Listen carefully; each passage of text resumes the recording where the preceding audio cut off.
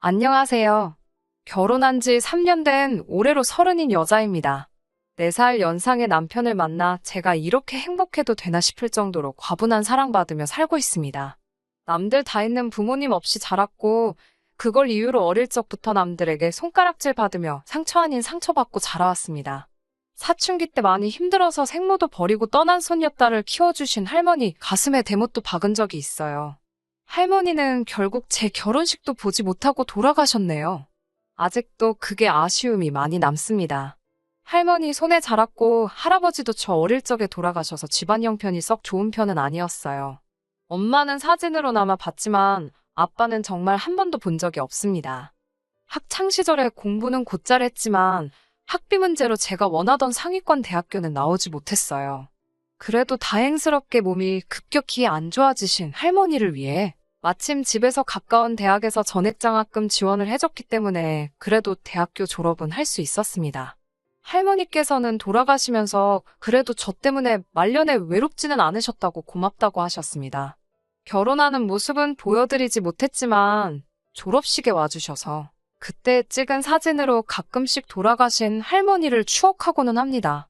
일자무식 노인네가 손녀딸 대학까지 보냈다고 엄청 자랑스러워 하시던 모습이 떠오르네요. 할머니가 돌아가신 후부터는 정말 말 그대로 저 혼자만 남게 되었어요. 학교도 졸업했고 언제까지 할머니 일은 슬픔에 살아갈 수 없어서 이리저리 알아보다가 평범한 중소기업에 취직하게 되었습니다. 그렇게 회사 생활하면서 직장과 집만 오가기를 반복하며 열심히 살고 있었습니다. 그때쯤 회사 부장님에게 자기가 어쩌다가 잘 알게 된 사람인데 참 괜찮은 사람이고 저도 오래 회사 생활하면서 봐오니 본인 생각에 우리 둘이 잘 어울릴 것 같다고 해서 소개를 받아 지금의 남편을 만나게 되었고요. 남편은 몸쓰는 기술직으로 기계 쪽에서 자는 시간 빼고는 그동안은 직장에 있는 기숙사에서 생활하면서 열심히 돈을 벌었다고 하더라고요. 시부모님이 결혼을 그 당시에도 늦게 하신 편인데 자식 복이 없으셨는지 결혼 후 몇 년이 지나서야 첫째인 아주버님을 가졌다고 들었습니다. 남편은 아주버님보다 2살 어리고요. 아무튼 남편도 원래 결혼 생각은 딱히 없었고 그냥 돈이나 모으자는 생각으로 일만 하면서 살았는데 하나둘씩 주변 친구들 장가가고 애 낳고 하는 거 보니까 그때쯤부터 혹시 이대로 나는 평생 혼자 살게 되는 게 아닐까 하는 생각이 들었다네요. 때마침 남편의 아버님께서 노안으로 건강이 악화되시면서 언제 돌아가실지 모른다는 생각에 결혼은 당장 무리더라도 둘째도 일만 하는 게 아니고 여자 잘 만나서 차근차근 미래를 계획하고 있다는 모습을 보여주고 싶었다 해요. 저도 딱히 결혼에는 흥미가 없었는데 그래도 남편을 알고 오랜 시간을 같이 지내다 보니 이 사람이 남편감으로 참 좋은 사람인 것 같구나 하는 생각을 했습니다. 저도 처음 하는 연애였지만 남편도 역시 일만 한다고 대학교 졸업한 이후로 연애하는 건 제가 처음이라고 하더라고요. 서로 숙맥들이다 보니 남들 다 하는 거 하나둘씩 조차 따라하다 보니 재미도 있었고 저를 항상 배려해주며 정말 여왕님같이 대해주는 부분이 참 좋았어요. 돌아가신 할머니 이후로 저한테 끼니 때마다 밥은 먹었냐고 물어봐주는 사람은 남편이 유일했거든요. 남편은 연애 상대에게 평소에 무슨 말을 해야 하는지 모르는데 괜히 대화가 끊기면 안 될 것 같아 억지로 한 말이라는데 저는 그게 참 좋았습니다. 그렇게 회사를 나가지 않는 날에는 당시 연애 중이던 남편과 거의 대부분의 시간을 보냈는데 남편이 언젠가 저에게 자기 부모님을 소개시켜주고 싶다고 하더라고요. 아버님이 많이 편찮으시다는 말을 들었었고 저도 할머니에게 제 애인 한번 소개시켜주지 못한 게 한으로 남아있으니 결혼 이야기가 오가지 않던 상황이더라도 남편이 저를 가족들에게 소개시켜주고 싶어하는 이유가 충분히 이해가 갔어요. 뭐 어려울 게 있겠냐는 마음으로 남편을 따라 나섰습니다. 그리고 그때쯤 저도 막연히 이 사람하고는 결혼까지 할 수도 있지 않을까 하는 생각도 가지고 있었고 상대방의 부모님을 찾아뵈는 건 그 수순 중에 하나라고 생각했었으니까요. 시부모님을 처음 봤을 때 참 두 분 생김새 여기저기가 남편하고 많이 닮아있다는 생각을 받았습니다. 사진으로밖에 못 본 엄마와 한 번도 본 적 없는 아빠가 제 곁에 있었다면 저도 그 두 사람을 많이 닮았을까 하는 생각이 들기도 했네요. 시부모님이 불쑥 던지신 부모님은 뭐 하시냐는 말에 남편이 시부모님께는 제가 부모님이 안 계시다는 걸 전해받지 못하신 듯 했습니다. 어릴 적에는 부모님이 안 계신다는 게 많이 부끄러웠고 그걸로 상처를 받았지만 제 부모와도 마찬가지인 할머니가 제 가슴속에 살아 숨쉬고 계셨으니 할머니가 돌아가신 뒤로부터는 그게 절대로 저의 흠이라고 생각한 적 없습니다. 난감해하는 표정을 짓고 있던 남편을 뒤로하고 저는 두 분께 당당하게 부모님은 안 계시고 할머니 손에 자랐다고 대답해 드렸습니다. 다행스럽게도 시부모님도 그 사실이 별로 개의치 않는 듯한 눈치셨어요. 저한테 그런 줄은 몰랐다며 미안하다고 심심한 사과 한마디 하시고 다시 할머니는 뭐 하시냐 물으시더군요. 할머니는 오래전에 병원으로 돌아가셨다고 말씀드렸습니다. 자꾸 건드려선 안 될 곳을 건드리는 질문을 하시는 것 같아 두 분도 굉장히 미안해 하셨어요. 저는 별거 아니라고 마음에는 할머니가 아직 살아계시면 참 좋았겠지만 제가 학교 다니면서 병수발을 해드렸는데 그때부터도 저한테 미안하다며 일찍 가야지 하셨다고? 그래도 많이 아프지 않고 돌아가신 게 오히려 다행이었다고 자연스럽게 대화를 이어나갔습니다. 그렇게 평범한 식사 자리를 마치고 인사드리고 돌아가려는데 두 분께서 저한테 그래서 결혼은 언제쯤 할 생각이냐고 물어봤어요. 남편은 엄마한테 왜 그러냐며 우리가 알아서 한다고 퉁명스럽게 대답했고요. 예비 시부모님이 그렇게 물어보셨다고 저도 곧장 결혼을 결심한 건 아니지만 그렇게 관심 없다는 듯이 대답하는 남편의 말투에 내색은 못했지만 내심 서운한 마음이 들었습니다. 결국 나중에 가서야 오해를 풀긴 했지만 저는 그때 받은 느낌이 저랑은 결혼할 생각이 없다는 듯한 반응처럼 보였거든요. 그리고 저희 가정사 같은 개인적인 부분은 한마디 언급도 한 적 없던 것처럼 보였고요. 자초지종은 따로 있더라고요. 작년에 남편의 형, 그러니까 아주버님이 결혼을 했다고 하네요. 그런데 아주버님이 무리해서 서울에 신혼집을 구하는 바람에 시부모님이 원래 아주버님 결혼할 때 주려고 했던 지원금보다 예산을 훨씬 뛰어넘었다고 하는 겁니다. 때마침 남편이 여태껏 일해서 모아놓은 돈이 1억 5천 정도가 있었는데 그 돈까지 끌어다 쓰셨다고 하네요. 그 돈은 남편이 훗날 본인이 결혼할 때 쓰거나 결혼하지 않더라도 그 돈을 가지고 집을 사려던가 하려던 계획으로 모은 돈이라고 하네요. 다른 사람도 아니고 자기 부모님한테 빌려준 돈이니 그 돈을 갚으라고 독촉도 할 수 없는 노릇이고 그래서 자기는 부모님한테 그 돈을 받으면 그때 가서 저에게 청혼을 하려던가 하던 계획이었다고 하더라고요. 그리고 저희 부모님 이야기 같은 개인사에 대해서도 따로 이야기를 분명히 한 적이 있는데 대충 들으신 건지 기억을 잘 못하셨나 보다 하더라고요. 솔직히 저도 막막하긴 했습니다. 당시 남편 말 맞다나 그 돈은 정말 기약 없이 묶여있는 돈이라는 생각이 들었어요. 아버님이 몸 안 좋아지면서 직장도 그만두셨고 어머님이 동네에서 간단한 소일거리 하시며 돈을 벌고 있긴 하지만 그 돈을 언제 모아서 1억 5천을 만들겠어요. 그렇다고 남편 시켜서 그 돈을 받아내서 결혼하자고 우길 수도 없는 노릇이었고요. 저는 아무것도 없이 시작하는 것도 나쁘지 않다고 생각했지만 남편은 그래도 집 정도는 있는 편이 안정감이 다르지 않겠냐고 조금만 더 기다려보자는 눈치였습니다.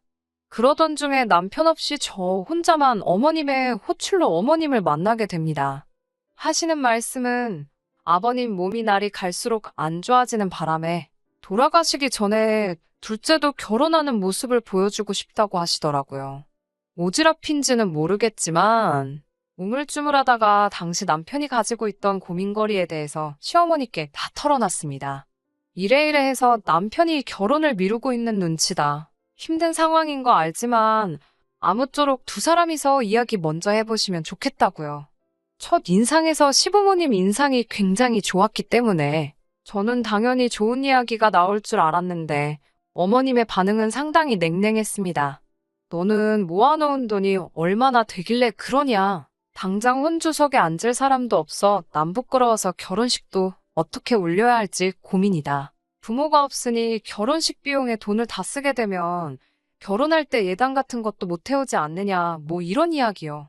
상처가 크기는 했지만 애초에 남편도 꺼내지 않은 돈 이야기를 오지랖 부려서 꺼낸 건 저였으니 크게 내색은 하지 않았습니다. 대신 남편하고는 헤어질 각오를 했었어요. 그런데 대화가 끝날 때쯤에는 어머님께서 그깟집 우리가 해줄 테니 하루빨리 날 잡아서 시골 일 준비나 하라고 하시더라고요. 예단은 다른 건 안 받을 테니 서울에 있는 큰아들 명품 시계 하나만 해주면 당신들은 받고 싶은 거 따로 없으니 그걸로 끝내자고 하셨고요. 저는 이 사실을 남편에게 말했어요.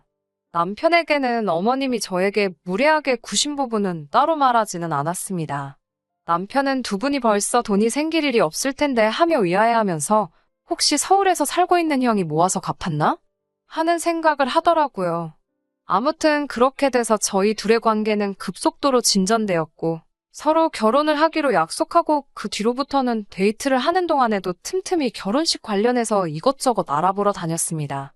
그리고 결혼식을 한 달 앞두고 있던 시점에 남편이 혼자서 지내던 자취방 계약이 끝이 나서 일단 제가 혼자 살고 있는 단칸방에서 같이 지내기로 했습니다. 어머님이 살 집을 구해주시기로 했으니까요. 그런데 결혼식 날이 다가오고 있는데도 어머님은 저희 신혼집 이야기를 따로 꺼내지 않았습니다. 예식날은 하루하루 다가오고 있고 집은커녕 문짝 비슷한 거 구경도 못하던 남편은 하루하루 안절부절 못하더라고요. 혹시 어머니가 아버지 돌아가시기 전에 우리 식부터 먼저 올리게 하려 거짓말을 한 게 아닐까 하면서요. 저는 남편에게 해주시기로 하셨으니 믿고 기다려보자 했지만 남편은 더 이상은 참지 못하겠는지 하루는 저를 데리고 아예 시부모님 댁으로 단판을 지으러 향했습니다. 남편은 이제 예식이 코앞인데 신혼집은 어떻게 됐냐고 다짜고짜 물어봤어요. 어머님은 물끄러미 남편을 쳐다보더니 집은 이미 되어 있지 않느냐 하고 자신있게 대답하시더라고요.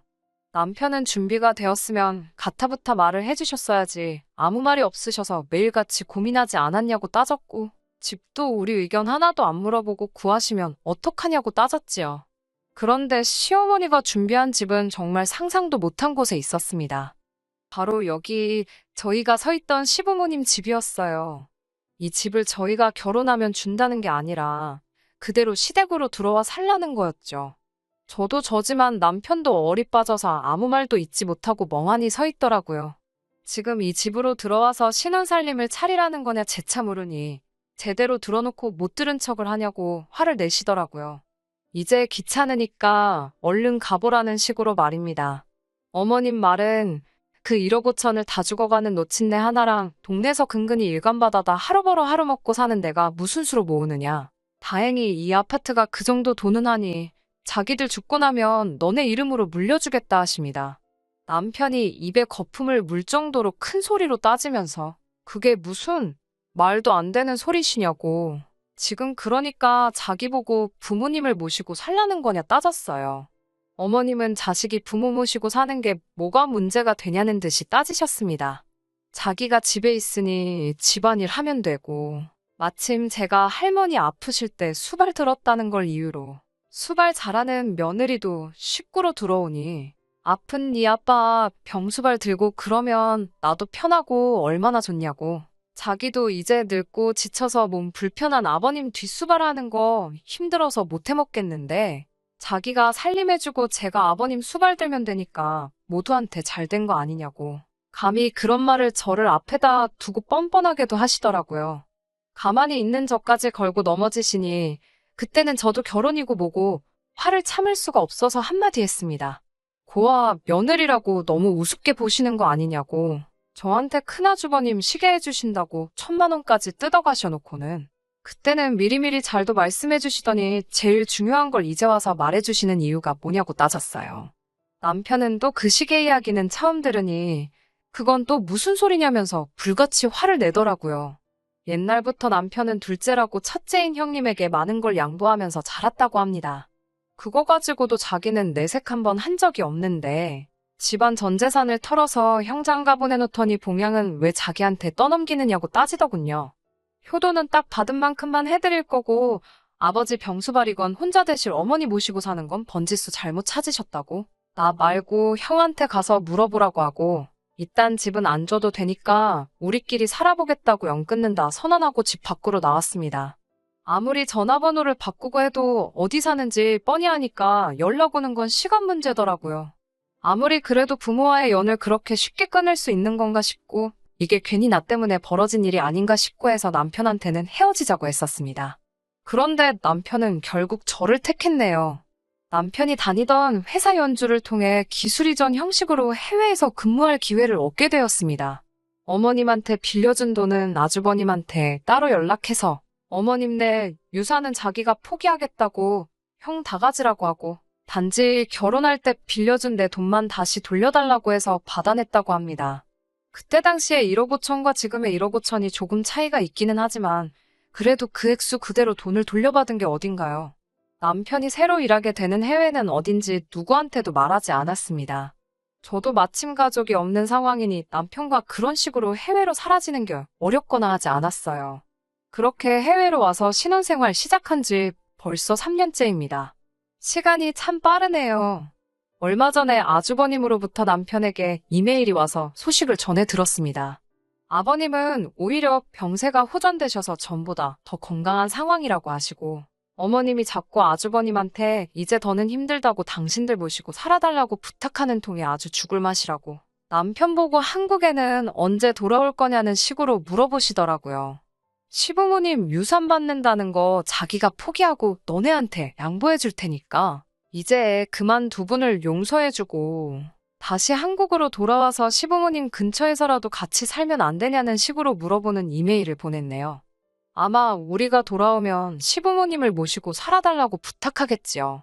남편은 그래도 가족인데 그 이메일 보고 코웃음을 치면서 메일을 삭제해버리고 아주버님 이메일을 수신거부 해놓더라고요.